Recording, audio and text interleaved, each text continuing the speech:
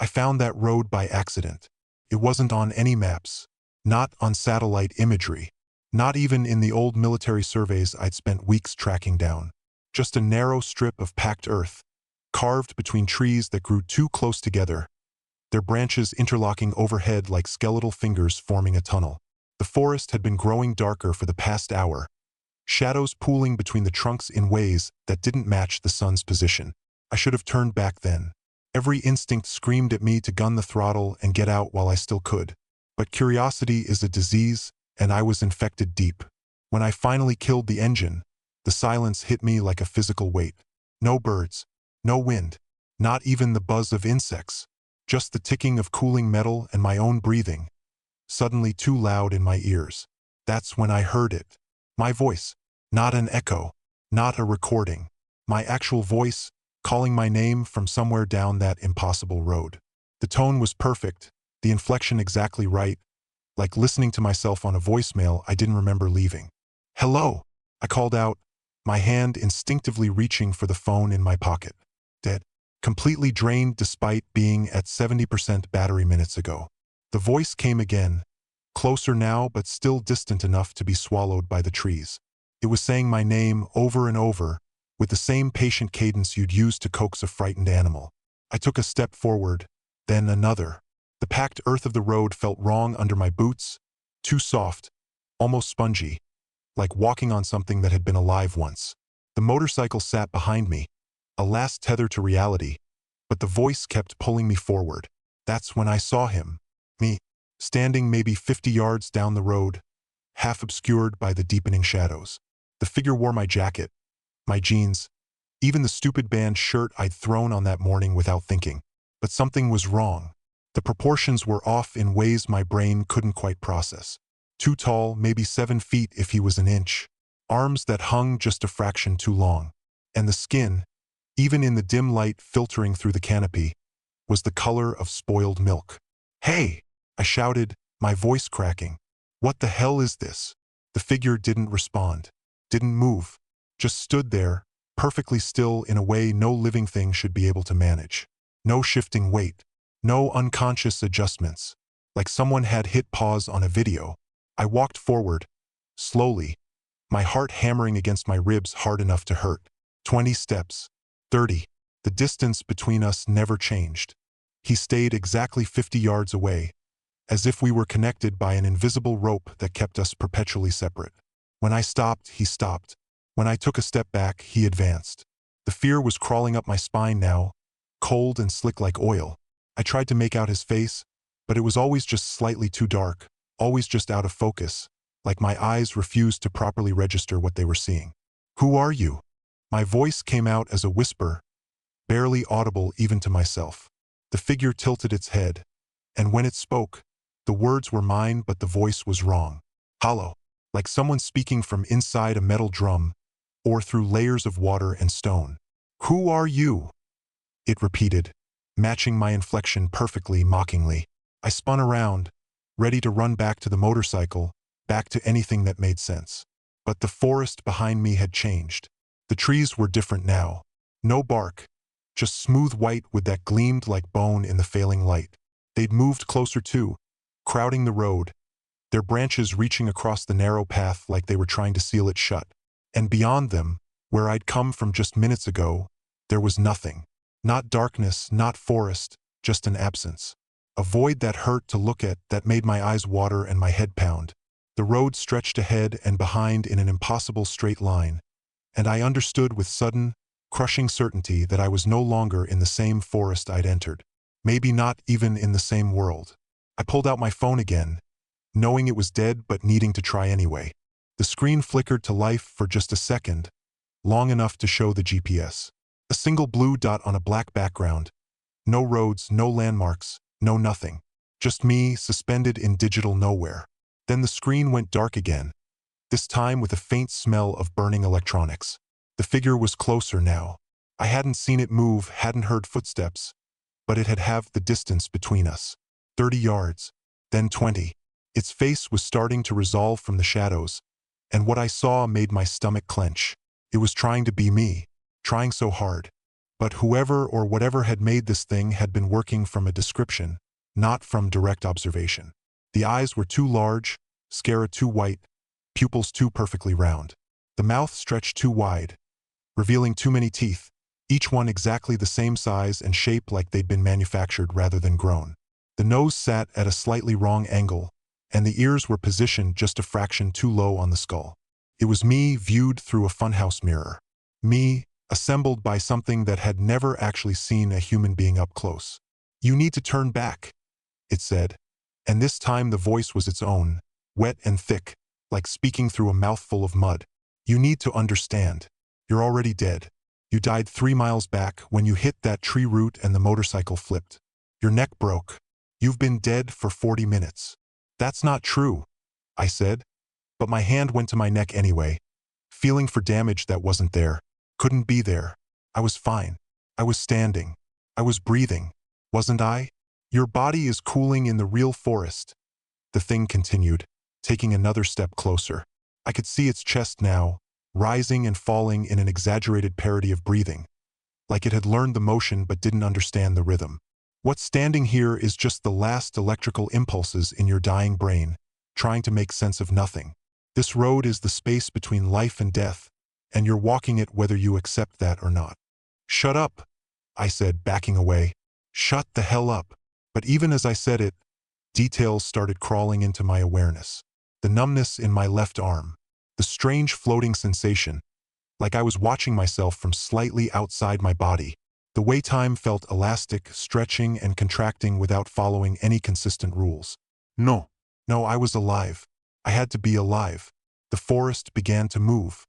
Not from wind. There was no wind. The trees themselves were swaying, bending, their white branches reaching and grasping. And they were moving in rhythm, I realized with mounting horror. In rhythm with my heartbeat. Every thump of blood in my ears corresponded with a wave of motion through the bone-white forest. Thump. The trees leaned in. Thump. Closer still. Thump. Branches brushing against my shoulders. Thump. Twigs catching in my hair. Thump. Bark pressed against my back. They were breathing with me, moving with me, like I'd become part of the forest, or it had become part of me, and the boundaries between us were dissolving like tissue paper in water. "This is your place now," the thing that wore my face said, and it was smiling, that too wide mouth stretching even further, revealing a throat that went down and down into impossible darkness. "The forest keeps what it catches, and you were caught the moment you stepped onto this road." I ran. Pure animal panic overrode thought, and I sprinted back toward where the motorcycle had been, where it had to still be, because if it wasn't there then nothing made sense and I was truly lost. My boots pounded the soft earth, but I couldn't hear them, couldn't hear my own ragged breathing. The silence had grown total, absolute, like the universe itself was holding its breath. The motorcycle was still there, thank God, still there, exactly where I'd left it. I threw myself onto the seat, fingers fumbling for the key, hands shaking so badly I dropped it twice before managing to turn the ignition. The engine caught, roared to life, and that beautiful mechanical sound nearly made me weep with relief. Real, solid, proof that physics still worked, that the world still made sense. I didn't look behind me as I gunned the throttle. Didn't want to see if the thing was following. The motorcycle surged forward, eating up the road, and I leaned into the speed like it could somehow propel me back into reality. But then I made the mistake of glancing at the mirror. Someone was following me, on a motorcycle identical to mine, wearing my jacket, my clothes, my helmet, riding with my posture, my style. But there was something wrong with the space around them, a distortion like heat shimmer, and when the beam from my taillight swept across them, I saw it. No shadow. The figure cast no shadow on the ground, left no impression in the soft earth, created no disturbance in the still air. It was there and not there simultaneously, a ghost riding a ghost bike, and it was gaining on me. I twisted the throttle as far as it would go, the engine screaming in protest, trees blurring past on either side. The road began to change, the bone-white forest giving way to normal pines, then to familiar oaks, then finally to the marked trail I'd left behind hours ago. Colors seeped back into the world. Sound returned, the normal chirping and rustling of a living forest replacing that awful silence. The motorcycle burst out of the tree lean into brilliant afternoon sunlight, and the sudden transition from shadow to light was so violent it made me cry out. I hit the brakes too hard, skidding on loose gravel, nearly losing control before finally coming to a stop on the shoulder of a real, actual, marked road with painted lines and mile markers and everything sane and normal. The engine sputtered and died. I sat there for a long moment, breathing hard, hands locked on the handlebars, not quite believing I'd made it out. Behind me, the forest looked normal. Just trees and shadows, nothing sinister, nothing wrong. No bone-white trunks, no impossible roads. I swung my leg off the bike, my muscles shaking with exhaustion and adrenaline crash. My boots hit solid pavement, and I nearly collapsed with the relief of it. Real ground, real world. That's when I heard it. A whisper, so close it stirred the hair on the back of my neck. Breath against my ear, cold as winter wind. Now your shadow is mine. I spun around, but there was nothing there. Just empty air and afternoon light and the rusty chrome of my motorcycle reflecting the sun. The reflection. Something was wrong with the reflection. I moved to the left. The reflection didn't move. I waved my arm. The reflection stayed still. I turned to look directly at the mirror mounted on the handlebar, and the person staring back at me smiled. Not my smile. That too wide smile with too many teeth, from something that had learned to imitate but never truly understood. The reflection winked at me.